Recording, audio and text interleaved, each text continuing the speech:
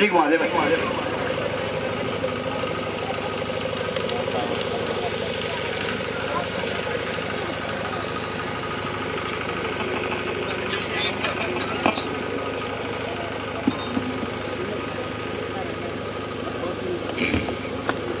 प्यारे प्रेमियों, माता और बहनों, इस मंदिर की नमस्कार है। दूर दराज नजदीक पास से आए हुए सभी प्रेमियों को नमस्कार।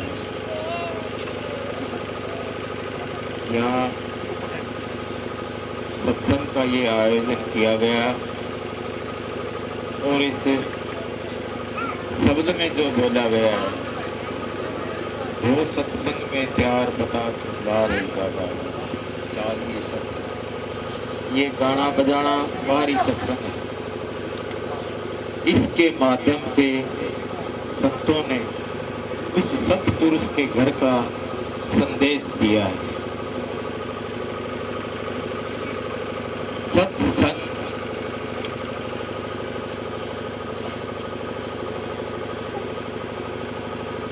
सही मायने में संतों ने इसका अर्थ कहा है। सत्संग का मतलब क्या है?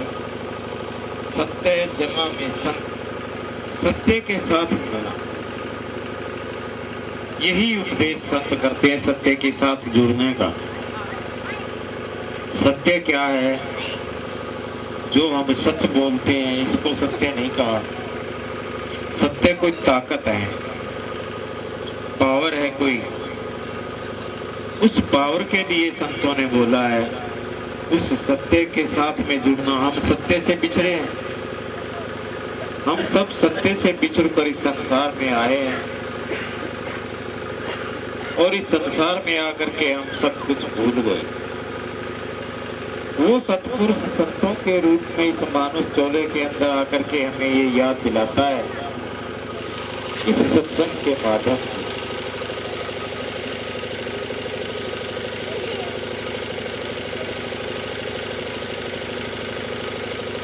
सत्संग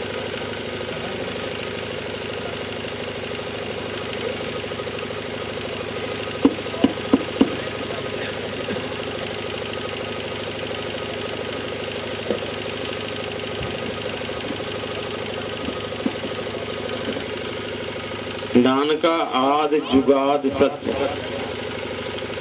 नानका है भी सत्य, नानका होसी भी सत्य और रहसी भी सत्य। सत्य आदि में था, अब है और वो सदा ही रहेगा। उस सत्य के साथ जुड़ने की बात संत कहते हैं और वो सत्य वो सबके अंदर समाया हुआ है। इस बारी सत्संग के माध्यम से उस गुप्त खजाने को संतों ने इस सत्संग के द्वारा व्याख्यान किया है, समझाने की कोशिश की है। 4 युगों के अंदर हर एक युग का राम अलग आया है। सतयुग के अंदर विष्णु जी उस युग के भगवान थे। त्रेता युग में रामचंद्र जी उस युग के राम बन करके आए। द्वापर युग में कृष्ण जी भगवान बन के आए द्वापर युग के। अब ये कलयुग, कलयुग में संतों ने कहा है कि 3 राम व्यवहार में चौथा राम जार, चौथे राम की सार की बाहरी करे संसार। संसार चौथे राम के बारे में जानता नहीं। 3 रामों के बारे में सभी लोग जानते हैं, सब उसकी भक्ति में लगे हैं। चौथे राम का जिक्र संतों ने किया है। हर एक युग का राम अलग आया है, इसलिए संतों ने बतलाया है। कबीर साहब जी लिखते हैं,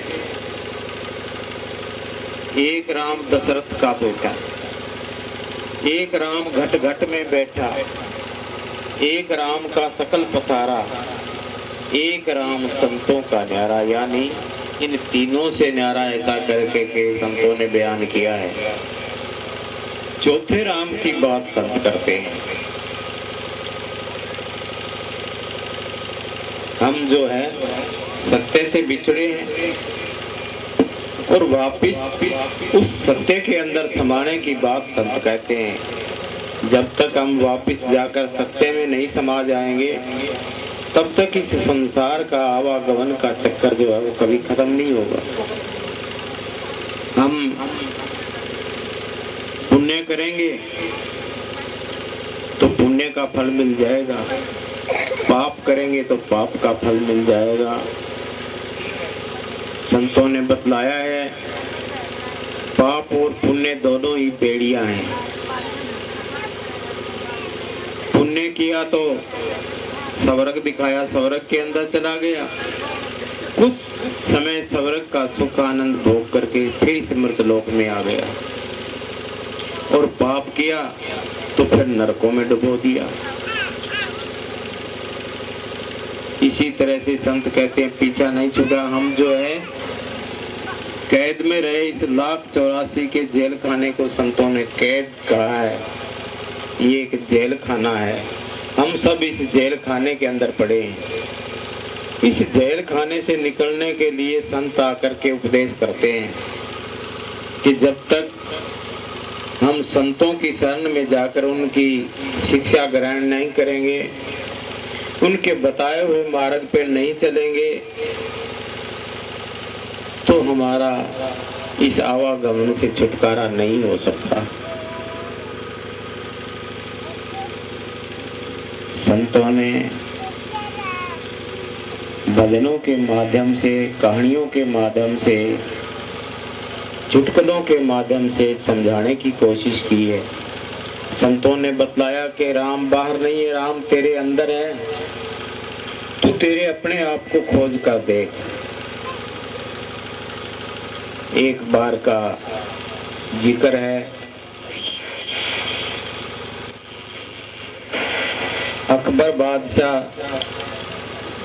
मुसलमान था और उसका वजीर था हिंदू बीरबल।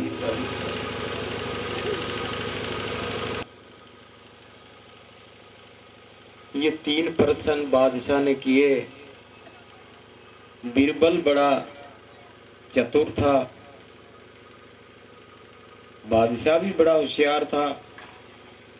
बादशाह न जाने कितने ही प्रश्न बीरबल से किए और बीरबल उनका उत्तर दे देता था, लेकिन इन 3 प्रश्नों का जवाब बीरबल के पास नहीं था। बीरबल ने कहा महाराज इसके उत्तरों के लिए मुझे मोहलत चाहिए। अकबर ने कहा बोलो कि कल सुबह मैं आपके प्रश्नों का जवाब दे दूंगा। अकबर ने कहा कल सुबह मेरे प्रश्नों का जवाब मिल जाना चाहिए, अगर जवाब नहीं मिला तो सारा कुनुम्बा जो है कोलू में पीट दिया जाएगा। कचहरी की छुट्टी कर दी, बीरबल घर को चल दिया। रास्ते में विचार करता है तीनों प्रश्नों पे, प्रश्नों का उत्तर नहीं आ रहा। अब दिमाग जो है दूसरी साइड में घूमने लगा कि अगर कल सुबह मेरे को इन प्रश्नों का जवाब नहीं आया तो बादशाह मेरे कुनुम्बे को जो है कोलू में पीट देगा। उदासी छा गई, घर आ गया। बीरबल का लड़का था होनहार जवान, बाहर से आया, आकर के देखा बीरबल के चेहरे की तरफ, देखा चेहरा पीला पड़ रहा है, मुख पे उदासी छा रही है। लड़के ने पूछा पिताजी आप उदास क्यों? बीरबल कहने लगा नहीं बेटा मैं तो कोई उदास नहीं हूं। कि नहीं पिताजी आपका चेहरा बता रहा है आप उदास है, कारण क्या है बतलाओ। बीरबल कहने लगा बेटा अकबर बादशाह ने न जाने कितने ही सवाल किए और मैंने उनका जवाब दिया। आज बादशाह ने एक ऐसा प्रश्न मेरे सामने रख दिया उसका जवाब नहीं आ रहा और शर्त लगी है, कल सुबह तक की मोहलत मैंने मांगी है। अगर कल सुबह प्रश्नों के उत्तर नहीं दे पाऊंगा तो कनुम्बा जो है वो कोल्लू में पीट दिया जाएगा। लड़के ने कहा पिताजी बतलाओ सही कौन से प्रश्न हैं। बीरबल कहने लगा बादशाह ने पहला प्रश्न किया कि तुम्हारे हिंदुओं के अंदर दुनिया राम राम करती है, वो राम रहता कहाँ है? पहला प्रश्न। दूसरा प्रश्न कि वो राम काम क्या करता है? और तीसरा प्रश्न कि वो राम हंसता किस वक्त है? ये 3 प्रश्न मेरे सामने रख दिए और मुझे एक का भी जवाब नहीं आ रहा। लड़का कहने लगा पिताजी बस इतनी सी बात कि तेरे को इतनी सी बात लग रही है कि आप चिंता मत करो, आप नहाओ धो खाना खाओ सो जाओ, कल सुबह कचहरी में मेरे को ले चलना और बादशाह से कह देना कि बादशाह सलामत आपने न जाने कितने प्रश्न किए और मैंने आपके प्रश्नों का उत्तर दिया है और ये ऐसे प्रश्न आपके इन प्रश्नों का तो उत्तर मेरा लड़का दे देगा। वजीर कहने लगा क्या तू उत्तर दे देगा? कि हाँ पिताजी। विश्वास नहीं आया, सोच रहा था कि मैं इतना चतुर, इतना होशियार, इतना समझदार हूं, मेरे को भी उत्तर नहीं आ रहा, लड़का कैसे उत्तर दे देगा। सारी रात जो है सोचते सोचते बीत गई, नींद नहीं आई रात को। सुबह हुआ, लड़का कहने लगा पिताजी नहाओ धो हो तैयार कचहरी। अब बीरबल नहा धो करके तैयार हो गया, लड़का भी नहा धो करके तैयार हो गया, कचहरी में चले गए दोनों बाप बेटा। कचहरी खचाखच भरी हुई थी कि आज बीरबल को अगर प्रश्नों के उत्तर नहीं आए तो आज उसका कनुम्बा जो है कोल्लू में पीड़ा जाएगा, देखेंगे। जाते ही बीरबल ने बादशाह को सलाम किया, बैठ गया। बादशाह ने अपनी शुरुआत की कि बीरबल मेरे प्रश्नों का उत्तर। बीरबल खड़ा होकर के कहने लगा कि बादशाह सलामत आपने न जाने कितने ही प्रश्न किए और मैंने आपने उन प्रश्नों के जवाब दिए और ये जो आपके प्रश्न हैं इनका जवाब तो मैं क्या, ये मेरा लड़का ही दे देगा। बादशाह ने लड़के को पूछा क्यों भाई तू जवाब देगा? लड़के ने खड़ा होकर के कहा कि हाँ महाराज मैं आपके प्रश्नों का जवाब दूंगा। तो बादशाह कहने लगा बोल तुम्हारे हिंदुओं के अंदर दुनिया राम राम करती है, वो राम रहता कहाँ है? तो लड़के ने तपाक से बोला कि मुझे दूध की जरूरत है। नौकरों की तरफ इशारा किया गया, नौकरों ने कटोरा भर के दूध का ला दिया। लड़के ने कटोरा हाथ पे रखा और उंगली घुमाने लगा उसमें। बादशाह ने 1-2-4 मिनट तो देखा, फिर कहने लगा भाई ये दूध मीठा है, ठंडा हो गया होगा, पी ले इसे और मेरे प्रश्न का उत्तर दे। कहने लगा महाराज इसमें मुझे पीना नहीं है, इसमें एक वस्तु गुम हो गई, मैं वो खोज रहा हूँ। बादशाह को हंसी आई कि क्या ये कोई समुंदर थोड़ा है जो इसमें कोई चीज वस्तु गुम हो गई। कहने लगा क्या गुम हो गया? कहता है घी।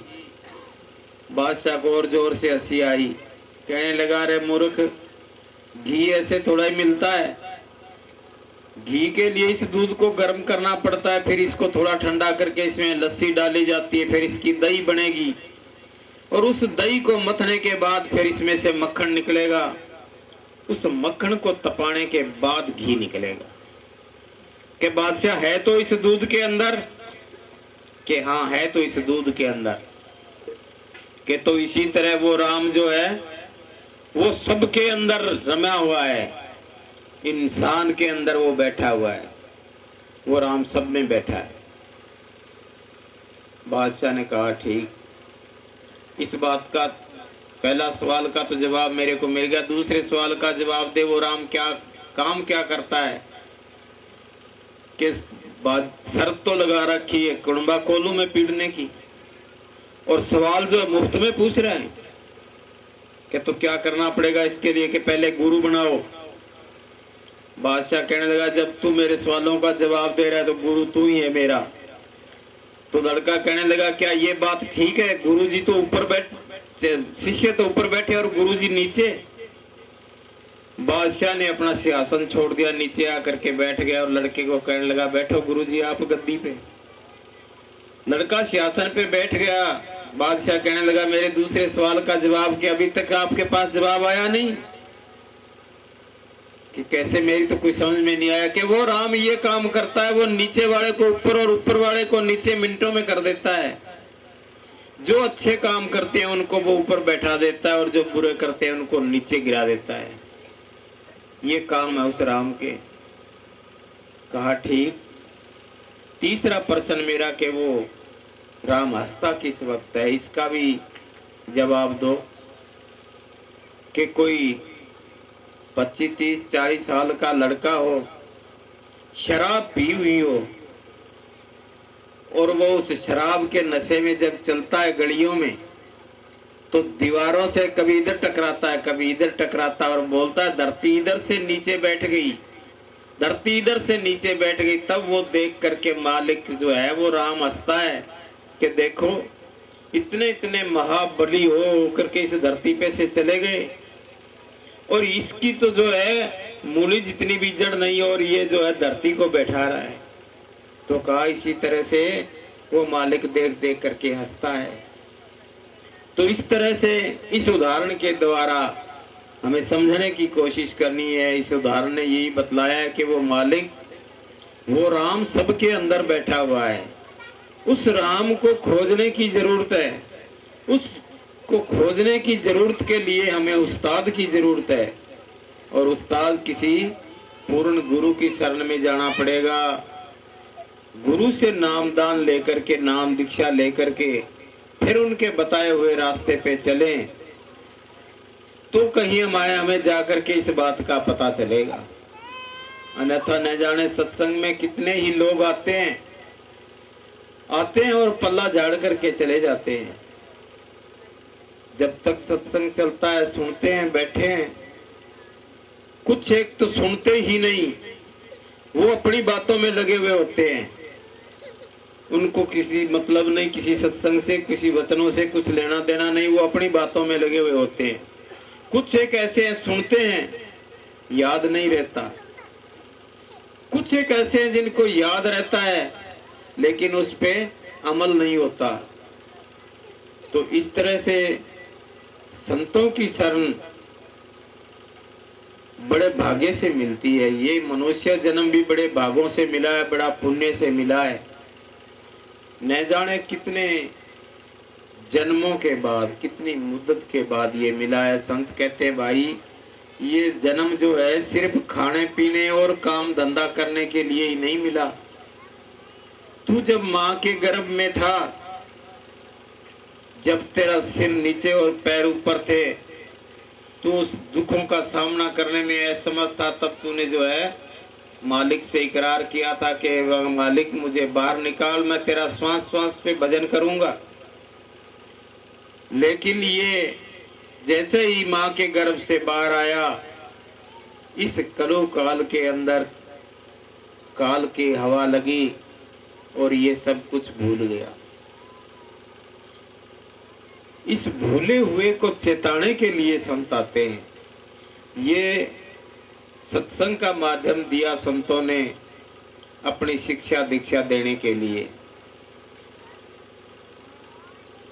इसलिए संतों ने भजनों के द्वारा, वार्ताओं के द्वारा समझाने की कोशिश की है।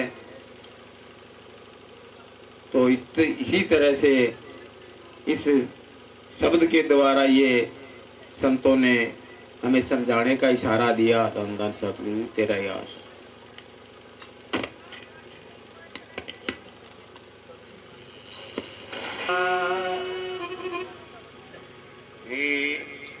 शब्द स्वरूपी राम हमारा,